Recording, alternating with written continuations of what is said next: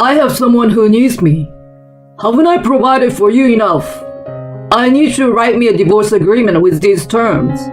My husband said this to me and handed me a divorce agreement. We had been together for 30 years, and yet he treated me this way. But my husband still hasn't realized that I won't just silently back down. I'm a 57-year-old housewife. It's been 32 years since I married my husband. We have a daughter named Layla. But even though we have a child, I never thought I would be married to my husband for so long. I met my husband at work. I met him at the company where I started working after graduating from vocational school. My husband had always had a somewhat eye-catching personality. I felt that right away when I joined the company. He's not extremely handsome or anything, but he seems attractive somehow. He was my trainer when I first joined. When we were together, it was a lot of fun, and I felt excited. I even used work-related questions as an excuse to invite him for drinks. That's how we gradually got closer, and he confessed his feelings to me, and we started dating. I was thrilled to be dating the person I admired. And from there, we dated for about 3 years. We even lived together, and I thought we could continue like this forever. Then he proposed, and we decided to get married. Our relationship had been smooth sailing, so there were no issues. When you date for such a long time, you naturally get to know each other's families. So when we went to announce our marriage, they accepted right away. His parents were easygoing, saying something like, "Oh, that's no problem at all. Go ahead and get married."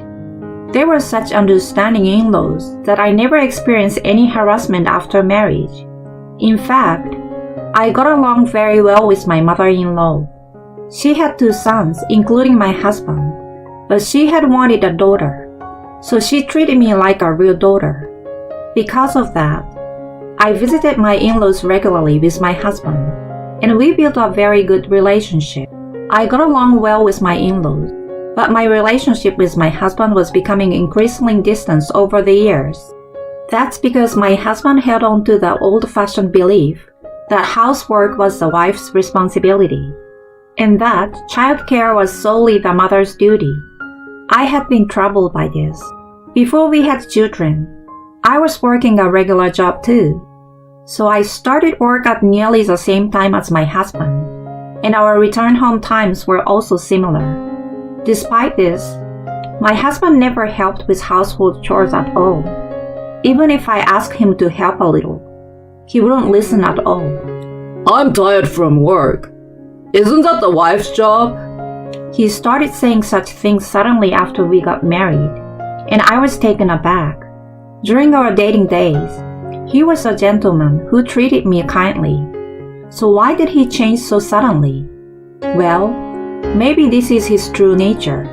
Perhaps he concealed his true self when we were dating, believing that once we were married, he didn't need to provide anymore. I suppose that's what it's all about. I was quite shocked, but when we just got married, so I couldn't consider divorce right away. And I didn't want to part with my in-laws, with whom I had a good relationship. And at the time, the disillusioned part was just more noticeable. It wasn't that everything was completely wrong. On weekends, he would take me on drives, suggest going on trips together as a couple, and genuinely try to make time for us as husband and wife. The main issue was that he left all the housework to me. Well, that was the worst part. But I decided I couldn't expect a perfect marriage from the start. So I tried to accommodate him. I managed to balance work and household chores without overexerting myself. Fortunately, he never complained when I made pre-prepared meals, so that helped. With that, I thought we could somehow make our married life work, and I lived each day with that mindset. Then, around 3 years after we got married, I became pregnant with our daughter. It was my first pregnancy, so there were many things I wasn't sure about. But with the support of my mother-in-law and others, I had a safe childbirth, and we named our daughter Layla. Layla was incredibly cute, like an angel. My husband was also very happy when he saw Layla for the first time. However, my husband wasn't cooperative when it came to childcare. "Oh, can you change the diaper for a moment? I'm using the stove right now and can't let go." Huh? I don't want to. It's smelly, and I don't really know how to do it. You are the mother. You should take responsibility. But reluctantly, I paused my cooking and changed our daughter's diaper. However, our daughter started crying loudly, so I had to comfort her for a while. As a result, about 15 minutes had passed since I interrupted my cooking. The dish I had paused was still in the middle of preparation, so even if I resumed, it wouldn't turn out quite as I had intended. My husband complained about dinner being late. I've thought so many times, if that's the case, then you should have changed the diaper yourself. Again, it seemed like my husband didn't like that I prioritized our daughter. Hey, haven't you cleaned the bath yet? "Oh, I'm sorry. I haven't done it yet because I was fretting about Layla." What's the matter? I wanted to take a bath since I sweated a lot. "Well, you should have cleaned it yourself." What did you say? That's all your job as a wife, isn't it? Are you sure you even know how to clean the bath properly? Don't make fun of me. I can clean the bathroom too, you know. In this way, my husband would often pick arguments. However, he didn't actually know how to clean the bath, and he stood there frozen, not knowing what to do in the bathroom. "Oh, maybe you really can't do it." When I laughed like that, my husband looked frustrated. Of course, I can't do something I haven't been told.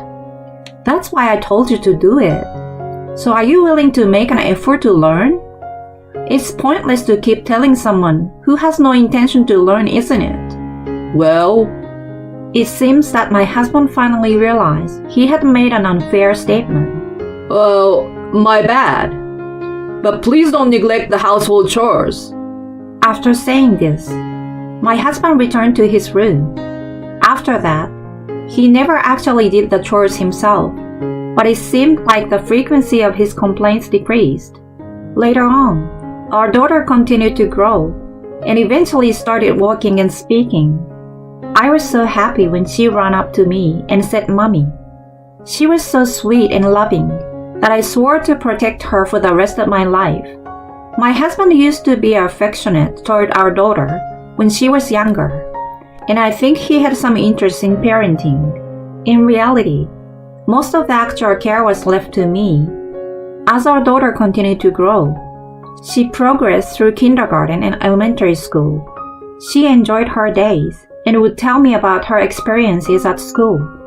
I had quit my job after giving birth, so I had spent a lot of time with her, making it easy for us to communicate. However, our daughter didn't open up much to my husband, and I believed it was because of him. When my husband returned from work, he often seemed grumpy, so meal times were usually silent. My daughter couldn't talk to him much either. But then, there were times when he was in a very good mood and talked excessively to our daughter, leaving her confused about how to respond. I raised my concerns to him about his inconsistent behavior. "Can you stop changing your attitude towards our child based on your mood? Try to be as kind as possible to our daughter. Otherwise, Layla won't know how to react." Upon hearing this, my husband opened his eyes wide and got angry. Huh? Why should I have to adapt to you and her? I've been working hard to support your lives. How I choose to spend my time at home is my business. My husband expressed his anger in this way. This argument might have been the biggest one we had since our daughter was born. My husband said this and stormed out of the house. Given my emotional state, I was relieved that he left the situation. He didn't come back home that day. The next day, it seemed he went to work from somewhere else, and he returned home a few days later in the evening. We barely spoke as a couple during that time. and I think it was about a week before we had a proper conversation. We didn't exactly reconcile, but I felt that I had been overly tense in front of our daughter. So I initiated the conversation, and he gradually started responding, and we began to talk normally again. After that, I didn't expect much from my husband. I focused on raising our daughter to be a good child. I took charge of keeping track of her school affairs, arranging for cram schools and private tutors when she wanted them. When money became tight, I took on part-time jobs to make ends meet. I took good care of her that way, and she grew up to be a very good girl. She managed to attend a prestigious high school and later secured a good job at a large company. My daughter, who was a little girl just a few days ago, is now a working adult. I really think that the time flies by so fast. When she started working, she moved out of our home and began living on her own. So, my husband and I were left with an empty nest. Despite everything that had happened before, I found myself becoming more forgiving, and there were considerably fewer arguments. I had been working part-time in an office job since our daughter entered high school, and recently, I've been offered a chance to become a full-time employee. I'm currently contemplating whether to accept it or not. It's a regular job with good conditions, and the salary would significantly improve. However, when I discussed it with my husband, he opposed the idea. What about household chores and meals? I don't want it to be delayed again. I will manage that properly. No, it's still not okay.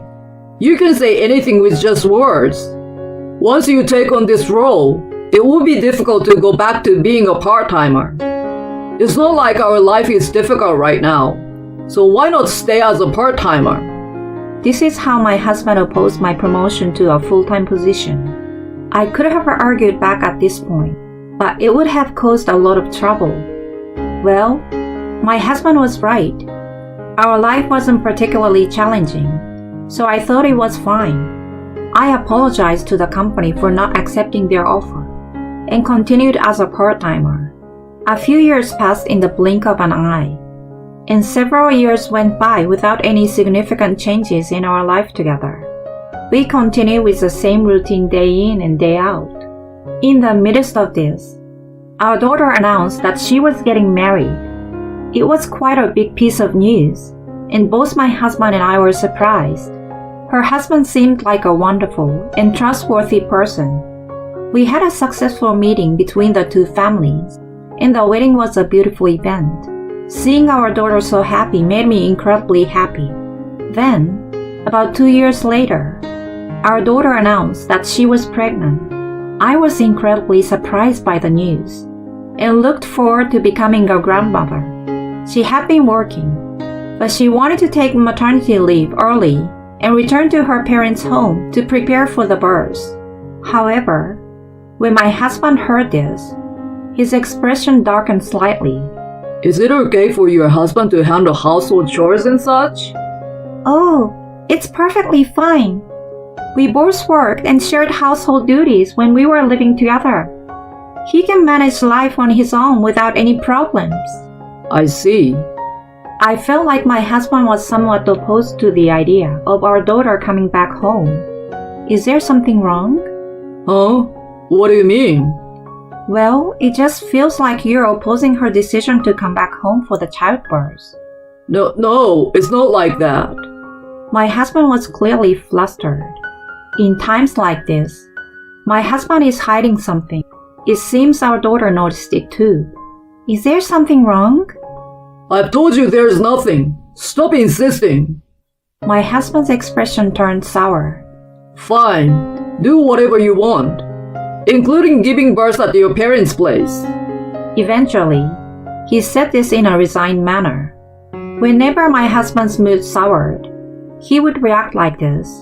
But at this point, neither I nor my daughter cared. Responding to him every time was exhausting, so our daughter quickly packed her belongings and temporarily moved back to our house. During that time, I spent leisurely days cooking with her. In the midst of this, My daughter asked me about something. Did Dad use hair products and stuff? Huh? I noticed there are various items added to Dad's shelf in the bathroom, like these wipes to wipe off sweat. I've never seen him use anything like this before. Now that you mention it, you're right. I hadn't noticed until my daughter pointed out. I guess I was indifferent to it. Then, I thought that maybe the reason my husband didn't want our daughter to live with him was related to this. Maybe he's hiding something. Could it be that he didn't want you to find out about it, which is why he was hesitant about your return for the childbirth? It seems like it definitely related to women. Men, who aren't usually concerned about fashion and grooming, suddenly starting to care usually means something is up. Huh? But he's almost 60 now. Well, there are women who are interested in much older men, and with financial stability. There are women who would be interested in him too. I see. How about we confront him a bit? Huh? My daughter said that, and called my husband into the living room that evening. What's this about? What do you want to talk about? Dad, you're having an affair, right? What? An affair? Yeah, my classmate saw you. Must be a mistake. Maybe your classmate confused me with someone else? No, she said it was definitely you. There are no photos or anything to support that claim. Dad, why haven't you denied it even once since earlier? Huh? Normally, if you weren't having an affair, you would say I'm not having an affair, right? But Dad, your initial response was about how it might be a case of mistaken identity. That sounds like you're having an affair, but want to make sure it's not discovered. That's what that response suggests, right? That's just a stretch. I think it might be better to confess now while you have the chance. It might result in lower settlement fees, don't you think? When my daughter said that, my husband confessed. I have someone who needs me. I was surprised by his words. Wait, are you admitting it? Yeah, I'm having an affair, but we truly love each other. Dad, that's terrible. Betraying mom like this. My husband looked annoyed and said to me, I've provided enough for you. I will pay alimony and property division. It adds up to about $53,000. Please write the divorce agreement with these terms. He said this and handed me a divorce agreement. I don't know when he prepared it. I guess he had it in his bag the whole time. Despite being together for 30 years, was he willing to treat me this way? But he still hadn't realized that I wouldn't just silently accept this. Fine, I will agree to the divorce. Is that so? Good. With this, I can be with her without any worries. To be honest, being with you, except for doing household chores, has been tiresome. I'm going to have fun with a younger woman in this house, so get out of here soon. My husband had a triumphant look on his face as he laughed. It seemed like he had completely forgotten about the incident, but that was better. I quickly wrote up the divorce agreement and submitted it. My husband went to his affair partner's place for a while and waited for us to move out. I immediately changed the locks on the house. About a week later, the intercom at home rang multiple times. Hello? Who is it? It's me. What the hell are you doing? Oh, is this a sales visit or some kind of prank? Please stop this. Don't mess with me. It's me. My husband was shouting angrily through the intercom. Beside him, there was a young woman. Why did you change the locks without permission and occupy the place? Get out of my house! My husband yelled like that. I calmly responded, You seem to have forgotten, but this house is in my name. Huh? Isn't this a house I inherited from my father when he passed away? How could you mistake it for your house? It seemed like he suddenly remembered, and his face turned pale. What the hell is going on? You told me you own a house in a prime location in New York. We got married and now you're telling me this is fraud. I'm breaking up with you, just an old man. The woman he was having an affair with said that angrily and left the scene. She had committed adultery herself, yet she was acting selfishly. Well, considering she got into such a relationship with a man about 40 years her senior, and even married him for money, she must have taken quite a hit. It's likely to become a dark chapter in her life. The husband, who was left behind, approached me, seeking help, feeling quite isolated. Come on, let me in. What? Why should I let a complete stranger into my house? We were still a couple, right? We are divorced now, so you're practically a stranger. But we are parents to the same child, so we are still family, right? Dad, please stop. I don't consider you my father anymore. Let's use this opportunity to cut ties. Layla, please don't say such sad things. For now, you've been lingering here for a while, and it's becoming bothersome. Could you please leave? Or should I call the police? What? The police? After hearing those words, my ex-husband hastily fled. At his age, getting into legal trouble would be disastrous, especially given the financial strain caused by property division and alimony. So he couldn't afford any additional expenses. After that, I hired a lawyer to claim compensation from my ex-husband and his affair partner. I ensured that their wages would be garnished if they failed to pay, so there shouldn't be any issues with receiving the payments.